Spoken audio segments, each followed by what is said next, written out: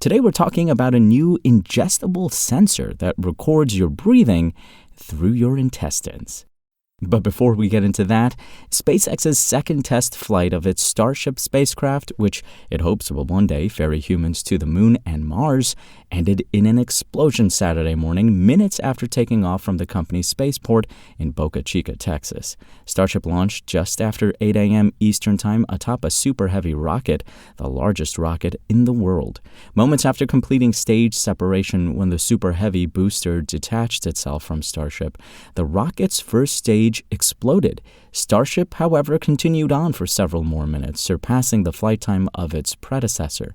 A faint explosion could be seen in the live stream around the 8-minute mark, and hosts confirmed soon after that they'd lost contact with the craft. Unlike in its first test, which came to an end about 24 miles above Earth's surface, Starship was able to reach space this time around.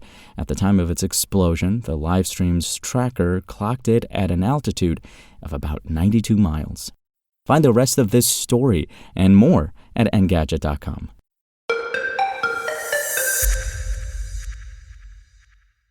MIT researchers developed an ingestible capsule that can monitor vital signs, including heart rate and breathing patterns, from within a patient's GI tract. The scientists also say that the novel device has the potential to also be used to detect signs of respiratory depression during an opioid overdose.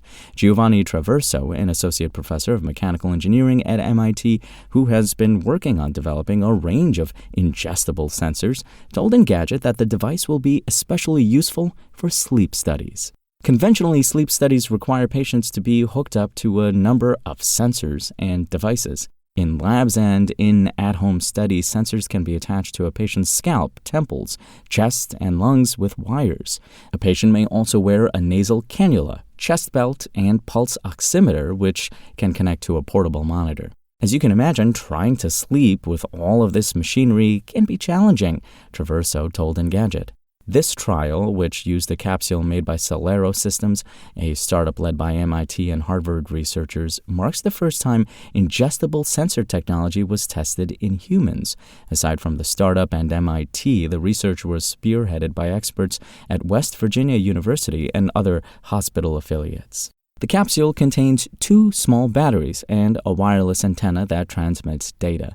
The ingestible sensor, which is the size of a vitamin capsule, traveled through the gastrointestinal tract and collected signals from the device while it was in the stomach. The participants stayed at a sleep lab overnight while the device recorded respiration, heart rate, temperature, and gastric motility. The sensor was also able to detect sleep apnea in one of the patients during the trial. The findings suggest that the ingestible was able to measure health metrics on par with medical-grade diagnostic equipment at the sleep center. Traditionally, patients that need to get diagnosed with specific sleep disorders are required to stay overnight at a sleep lab, where they get hooked onto an array of sensors and devices. Ingestible sensor technology eliminates the need for that. Importantly, MIT says there were no adverse effects reported due to capsule ingestion. The capsule typically passes through a patient within a day or so, though that short internal shelf life may also limit how effective it could be as a monitoring device. Traverso told Engadget that he aims to have Celero, which he co-founded, eventually contain a mechanism that will allow the capsule to sit in a patient's stomach for a week. Dr. Ali Rezai, the executive chair of the West Virginia University Rockefeller Neuroscience Institute, said that there is a huge potential for creating a new pathway through this device that will help providers identify when a patient is overdosing according to their vitals. In the future, researchers even anticipate that devices could incorporate drugs internally. Overdose reversal agents such as nalmefene could be slowly administered if a sensor records that a person's breathing rate slowed or stopped. More data from the studies will be made available in the coming months.